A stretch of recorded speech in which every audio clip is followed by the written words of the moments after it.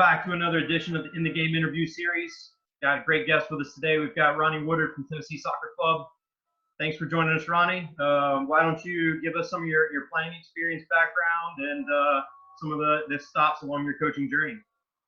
So let's see. I split some time growing up in the youth game between North Carolina and Georgia. Started in Georgia, and then my parents moved me to stay in North Carolina when I was 16. And I was fortunate to be able to attend Duke University and play soccer there, which was a fantastic experience. And from there, my college coach, who was Billy Hempen, who is now at Colorado State, he said some really wise advice to me on my exit interview. And he said, and they call me Rono. They said, Rono, now the sport's given you so much. It's given you an education. It's showing you the world. How are you going to give back? And he said that I owed it to the younger generations of young girls that were coming forward to give some time back into the community and do some coaching. And so with his advice, I started my graduate work, and I have a master's in counseling. And I coached a U11 boys team for the first time, which was a challenge and loads of fun. And at that point, I just kind of became a little bit more in love with the game. So I went on UNC Charlotte, and I was fortunate enough to have an amazing mentor in Robbie Church, who's one of my dearest, oldest, and best friends. And we started the UNC Charlotte program together, with him being the head coach and me being his first assistant. And Eric Vaughter was there at the time, who we all know is a national goalkeeping guru. And so I was just really fortunate to be surrounded by so many good people that I continued on the coaching quest. And I went to college Charleston briefly, and then I went on to Vanderbilt, where I was there for 10 years. That's awesome. I didn't know that. I knew you and Robbie were close friends. I didn't know you'd actually worked with Robbie. Robbie is one of my coaching mentors as well. Yeah, so Robbie's one of my dearest friends. His family is near and dear to my heart, and he hired me at the age of 25 to be his first assistant. And so to say that we were on an adventure is to say the least. But who knew that was going to end up in such a lifelong friendship, and him ironically going back to my alma mater at Duke to be the head coach. It just kind of makes everything come full circle. Yeah, it's crazy how small a world the coaching world really is. Oh, unbelievable how small it is. Yeah. So now you're at Tennessee Soccer Club. What are some of your roles within the club there? So I'm the director of member services at Tennessee Soccer Club, which means that I'm the dreaded person that talks to you about payment plans.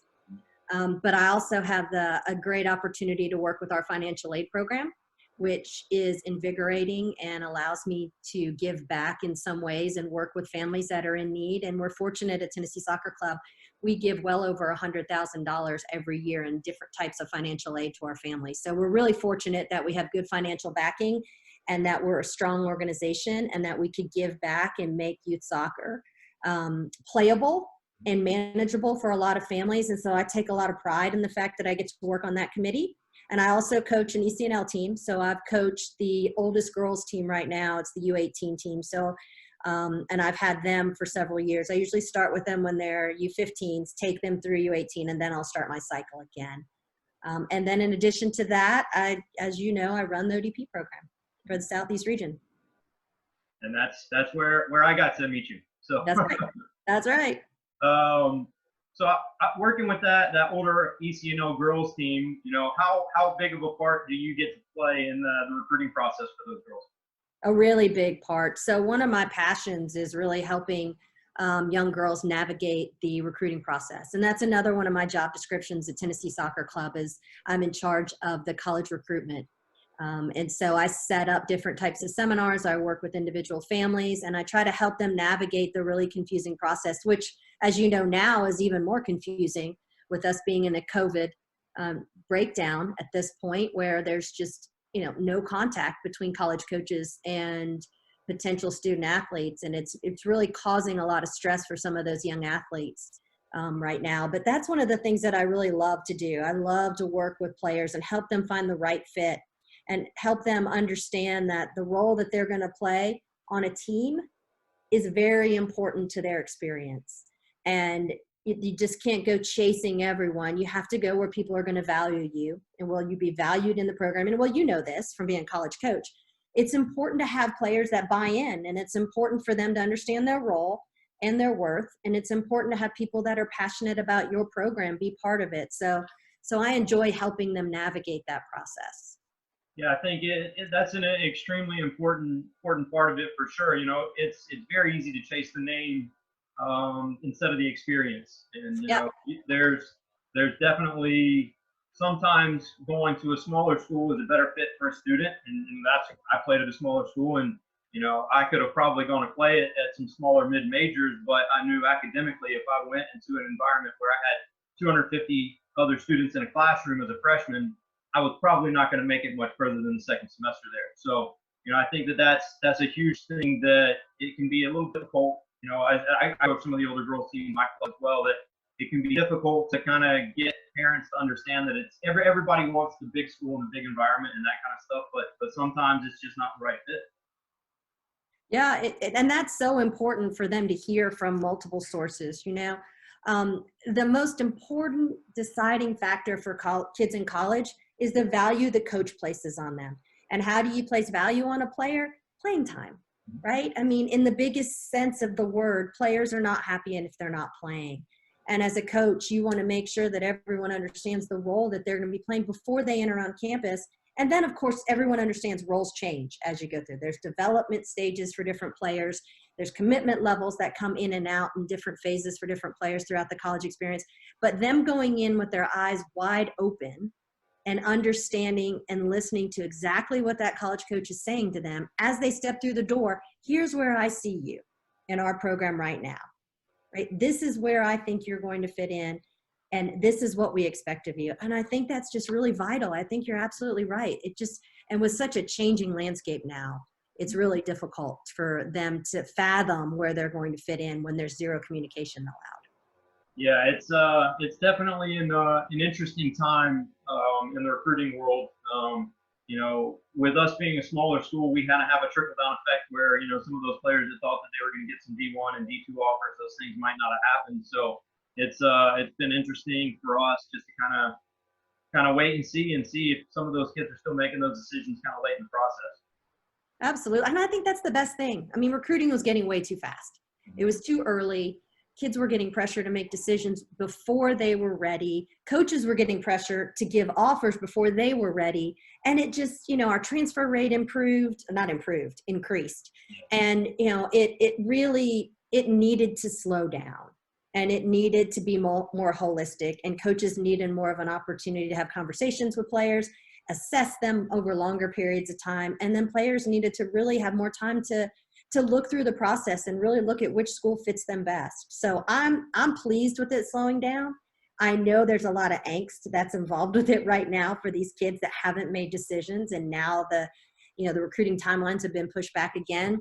But the only thing we can all continue to do is just encourage them to relax. The process is like this across the board, across the country, and no one is getting an upper hand on you because it is what it is. Yeah, I think that there's enough stress involved with all the other things that we're having to do with the online learning for you know, high school students and even college students. You know, I think that anything that we can do to try to take stress off of kids these days is important. Yeah, the only thing I tell them right now, they're calling me and they're saying, what can I do? What can I do? And I said, here's what you can do. You can go out and you can self-regulate and you can train. And you become the best player that you can possibly be and get brighter and shinier for when recruiting opens up again. You know, this is your chance to make improvements to your game individually and to test yourself and your limits and to see how tough you really are and see how much more you can gain as a player. So when you do get an opportunity to be evaluated again, you're going to be prepared for that moment. And so hopefully some of them are taking that to heart, but it's, you know, we all know self-training is difficult. Yeah. And it's a challenge, but it's a good challenge in their maturation process. Yeah, I think it should be a great opportunity, and we try to find the positives in every negative. It should be a great opportunity for players really to focus on their fundamentals and just to be more comfortable on the ball, which, as you know, I mean, you can never be too comfortable on the ball as a player. That's right. That's right. What are some of the things that you guys are trying to do there at the club with your players, since obviously we're kind of out of contact right now? Well, we're really fortunate. We have a really engaged director of coaching staff. And we're very fortunate also that we have a good leader. And so we spend a tremendous amount of time. We're on 3 Zoom calls a week as a staff. And what we plan on is there's actually a weekly schedule that's sent out to all the players that have them by day on what to do technically and physically, and gives them an outline of what to do for 6 out of 7 days a week. And of course, you have to have a day of rest. We also have a podcast not necessarily a podcast, but a Zoom call every Wednesday. We've done nutrition, we've done scouting, we've done game evaluation, we've done a lot of different things. Our goalkeepers are working on claiming crosses this week. So we have specialized Zoom calls, and those are open to our athletes at any given point. I personally have also taken my older players to a little bit different level, and I've asked them to do a game evaluation of the women's final from last year, the Courage versus the Red Star. And we put it into a PowerPoint presentation and attached the video, and I asked them to do a game analysis within the 4 phases of the game. And that was one assignment. And then last week they had another assignment, which was to take that same game, pick a player that plays in their position, and evaluate that player within the 4 phases of the game, compare yourself to that player. And then from there, I asked you to do a training program for yourself for a week to improve your skills to get to that level. So we've done a lot of different things at our club. We've done the podcasts, we've done the Zoom calls, we've done self-regulation and training, and then we've done the PowerPoint presentations with game of analysis and individual analysis. That's awesome. I think that the game analysis and the practice plan, I think that's a great idea. I think that's something different that we haven't really heard a lot of stuff about. And I think that we're going to start to implement some of that stuff with my older boys team that I'm working with right now. The college girls are in their exams now, so we're hands off and trying to, hopefully they come out of that as better for wear than they went into it. Well, yeah, and I figure, these kids, they need to really be kind of pressed to watch the game more and watch it from a higher level instead of just watching, watch it tactically and try to break it down and really start to learn, because these girls that play for me now are on their way into the college game. And so, as you know, video analysis in the college game is, happens often. And it's a vital part of their development. And so I thought it would be a good idea if we started doing that now. We didn't use one of our games. We used the pro game because it was a consistent, basically a consistent camera angle. But yeah, I mean, they did really, really well. I was really pleased with what they did. I asked them to chart passes and everything. Yeah, I think that it's great that you use a game that wasn't theirs because they've been through the experience and they can kind of call back to kind of some of the information that you might have given them during the game and kind of cheat a little bit. Yeah, well, let me know if you want to. I don't mind sending you the skeleton of the game analysis that I did, and you can change and insert any game that you want if you want to use it for your boys. Yeah, no, I'd be more than happy to take a peek at that for sure. No problem. So we've kind of gone through within the last week, the developmental academy has folded. With you working as the director for Region 3 for ODP, what kind of fallout do you guys think you will have from that? It's so early. It's hard to tell how everything's going to shake down. What I hope for, well, first, let's just say we're all sad that the DA's gone. In big, large terms, you never want to see a youth organization fold, let alone a youth organization from our governing body fold.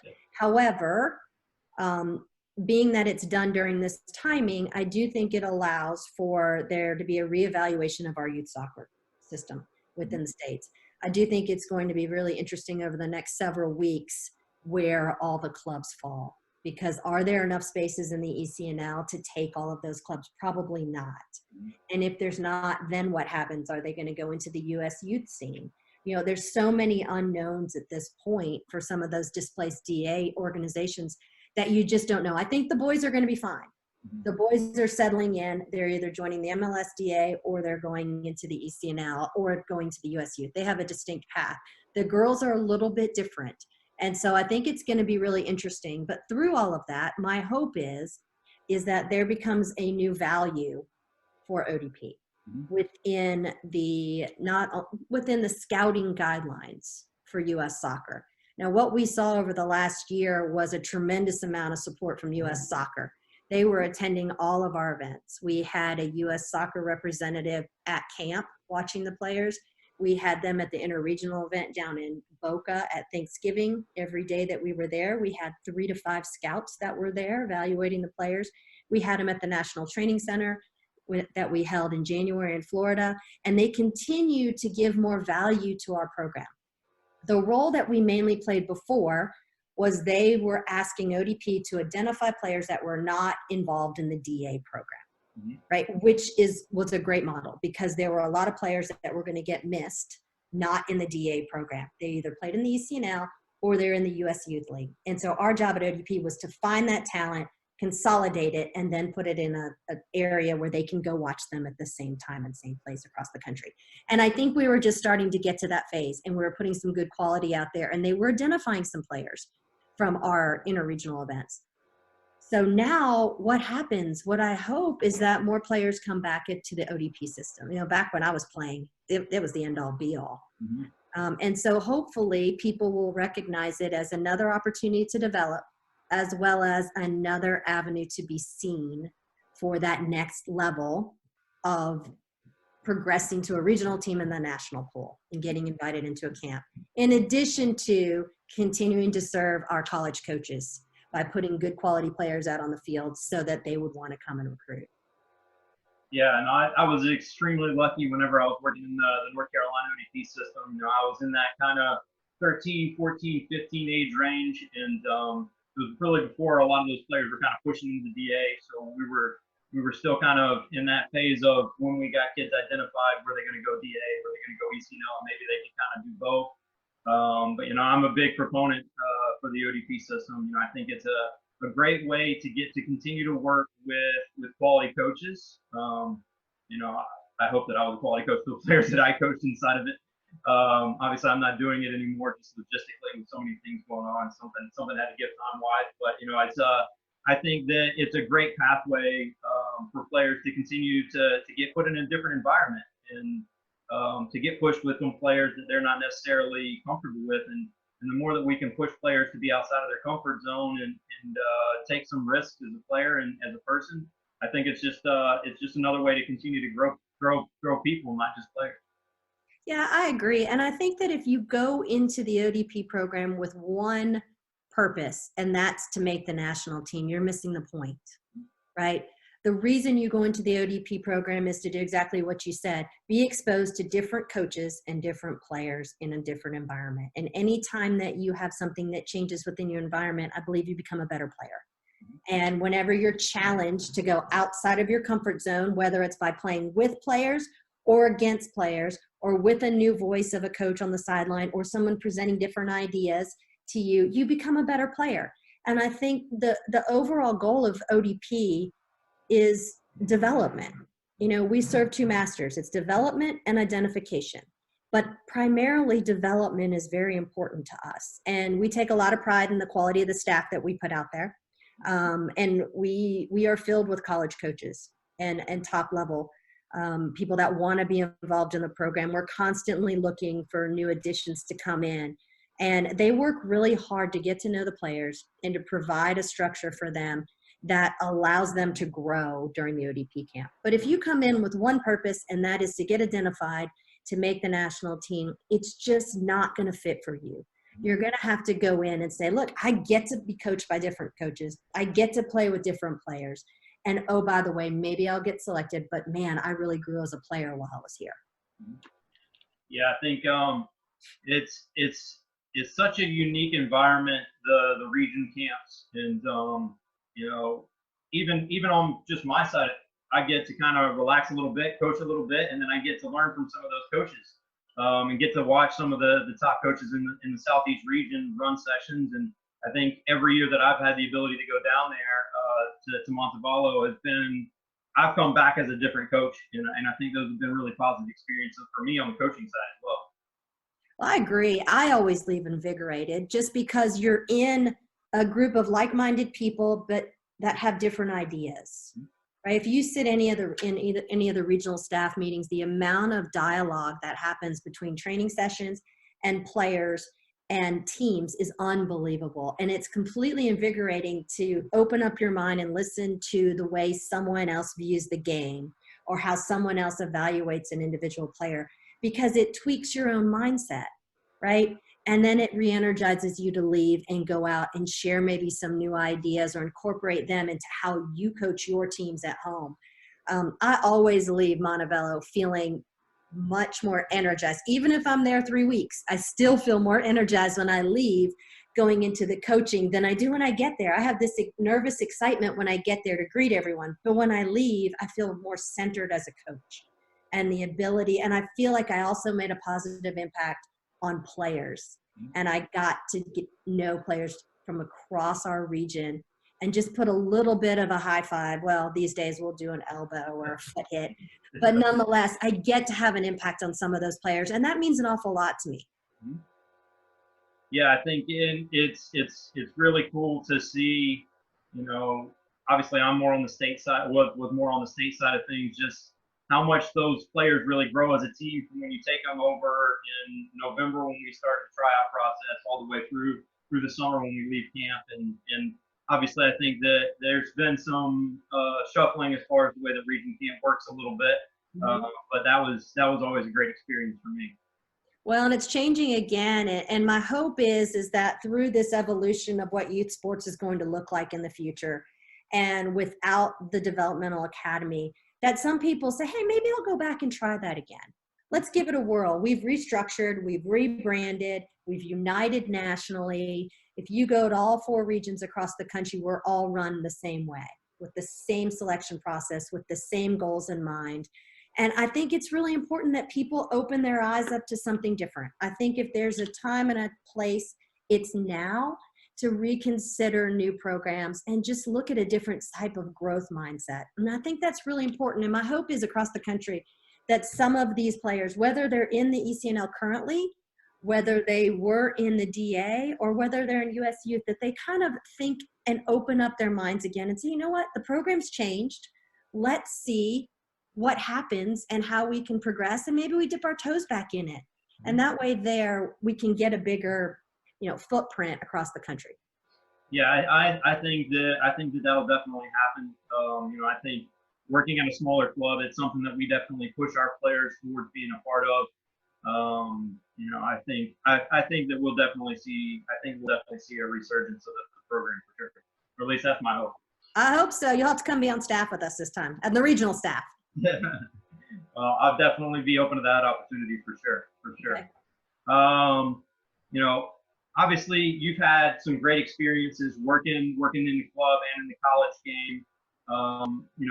As a female coach, what are some of the challenges that you've had to fight through during this process, during your coaching journey?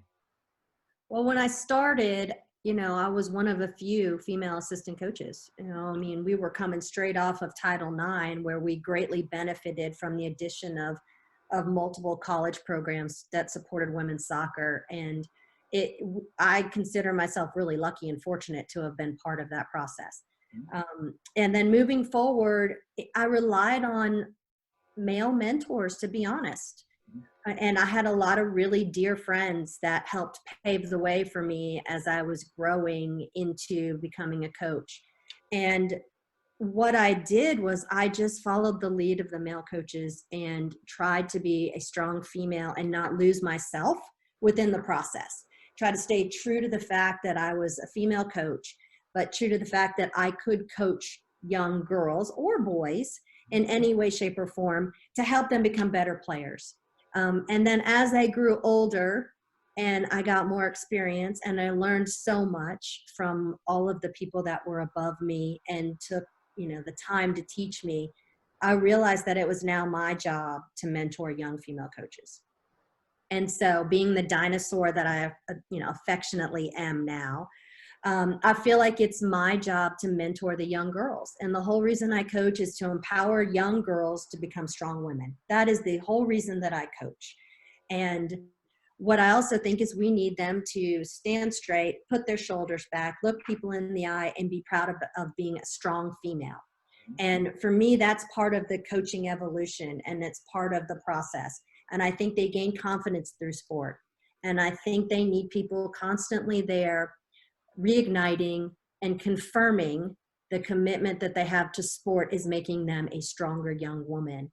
And we need more of those in this world. So now, in addition to empowering the young girls, I think it's my role to help lead young female coaches to stay in the sport and continue to coach, because we need those strong mentors in the future.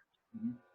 Yeah, and most of my coaching experience has been on the female side of the game, and I think while I feel like I do a good job. I can't speak for my players, but I feel like I do a good job of creating relationships. But I always try to have females on my coaching staff to help with that. And having daughters, I think it's extremely important for them to have strong female mentors and role models for sure.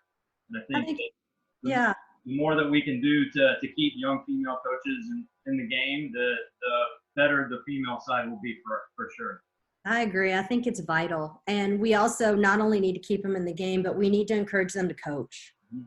And we need them to lead the future generations so we can continue to get stronger as a country with our female leadership. And I think that's really vital. I really do. I think it's important to, and this is not a shot on male coaches at all. This is just saying that I think we need to continue to encourage our girls to become coaches as they mature into women. I just think it's an important evolution of them coming together. Yeah, I think it's always great to see somebody like you in the position that you want to be in. And the more that we can kind of nurture that environment, it's only gonna create more opportunity. I think so. I think it's great. And young girls looking up to young women, and then young women looking up to old women, I think is important. For sure. So obviously you've been in the game quite a while. How have you seen the club environment change from when you were a player through the levels of you being a coach as well? Oh, wow. So when I played, it was U.S. youth, and that was it.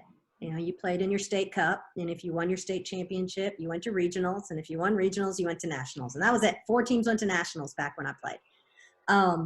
And then in ODP, you tried out for your state team, and you made the state team, and it was a big deal.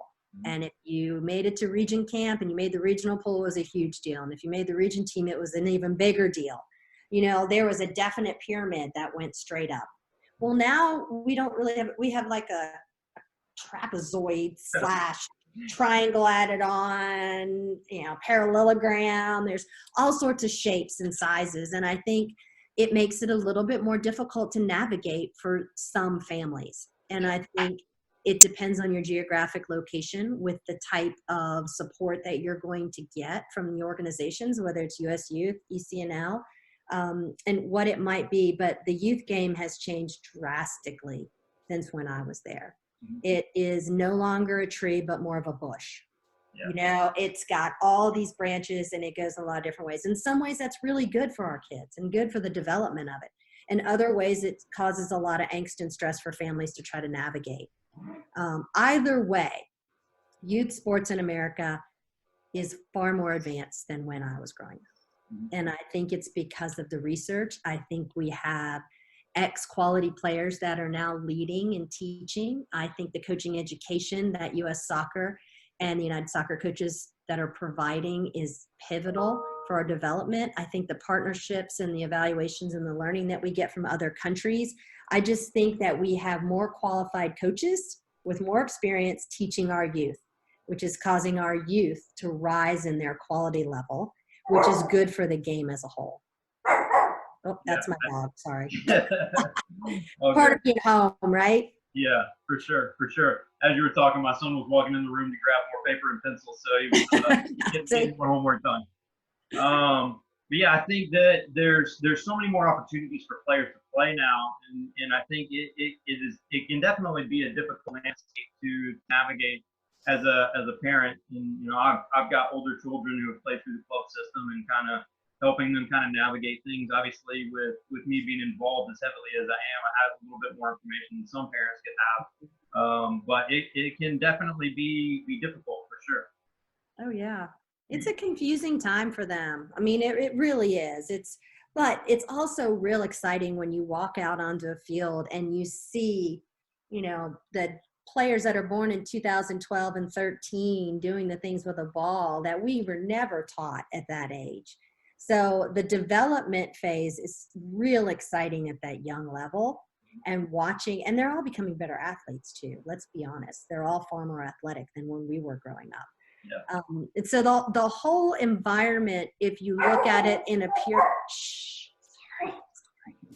if you look at it in a pure sense, is exciting, right? I mean, if you want to break it all down, you're going to have critics all over the country, evaluating each individual program as they see fit. But if you're looking from a general sense, soccer is growing and it's getting stronger in our country.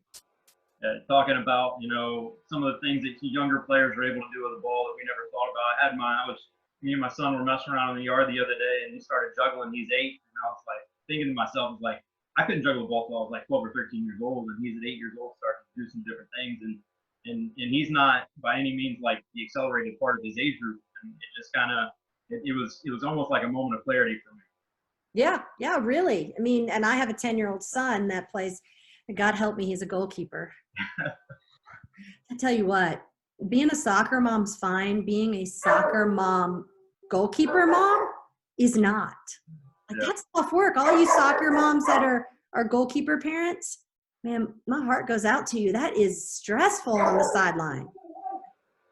That's my dog. I'm so sorry. I think I was very, very happy when I decided around 13 or 14 that I was no longer going to play the goal. Yeah, well, I didn't make that decision. I ended up going all the way through college in it. And now here's my son. Of course, he is a 5-foot tall 10-year-old. There you go. He's not short. He's built for it. He is. That's true. Well, what advice do you have for young coaches? Stick with it. I think it's important that when you're a young coach, you listen to the mentors that are around you. You seek mentorship. You surround yourself with people you respect that are in the game, and that you invest in your personal beliefs. I think it's all really important to be able to form your foundation. I think you can take bits and pieces of information and learning from everyone around you. I mean, I go on the sidelines at our ECNL games with some of the other coaches in our club, and I learn every time I'm there. You can never learn too much. You should never stop learning, and you should always surround yourself with positive role models. That's 1. 2, stop screaming. Stop screaming. The most important thing you can do for your team is to remain calm and to help them solve situations by guiding them through it and helping them solve it themselves. Don't joystick them. Don't tell them every move they need to make. And certainly don't add more emotional distress to the players than they need. I'm all for passion, but I'm not for too much emotion. I think it's really important, and I stand on the sidelines way too much, and I hear them, coaches across the country going, "Why'd you do that?" Or the next time you do that, I'm going to take you out of the game. I mean, it's just, they're not learning in that environment. We don't need to create teaching environments for our players that are fear-based. We have to have learning environments that are learning-based and challenging and have them striving to be better. So please, coaches, when you coach, teach and lead and inspire, but stop yelling for no reason. Those are the 2. I would surround myself with great mentors. I'd stay the course, and then I would make sure that when I'm coaching, I'm constructive in how I'm doing that. Yeah, I can definitely take some of that advice. I'm definitely not the quietest person on the sidelines for sure. So. Yeah, it took me a while to get to the point, and I'm better now than I was. I'm a lot more calm. And I think going from the college game and stepping back into the club game, I'm like, yeah, this is easy compared to that. The stress was reduced, and the players look at you and they're relying on you to lead them. And if I panic, they'll panic. And if I show a negative emotion, they're going to have a negative emotion. So it's really important that I hold them to standards. Without a doubt, you have to hold them to high standards, and there has to be, repercussions for negative actions if they're not staying the course. Of course there are, or you wouldn't be coaching, right? But you just have to deliver it in a way that is respectful but stern. Yeah, I think that's spot on. It's not always the easiest thing to do, especially as you're learning to be a coach as a younger coach. And my players, if they saw me now as a 21-year-old college assistant, they probably think I was a psycho. But it was a very different environment then for sure. And I'm definitely not proud of some of the ways that I've acted on the sidelines in the past. But I've definitely it's a learning experience, and you continue to get better from it. That's true. You always learn. That's what we tell our players too. If you make a mistake, just don't make the same mistake again. Fix it and move on. You're never going to have a perfect game. We're never going to be a perfect coach. We're never going to get it all right. Yep. It's just important that we grow from any mistake or bumps in the road that we have. Yeah, for sure. Well, Ronnie, we really appreciate you taking the time to come on with us today. It's been great talking to you, and I look forward to continuing to see what you guys are able to continue doing there with Tennessee Soccer Club. You've got some great things going on, and I look forward to hopefully continue to see what ODP continues to grow and do.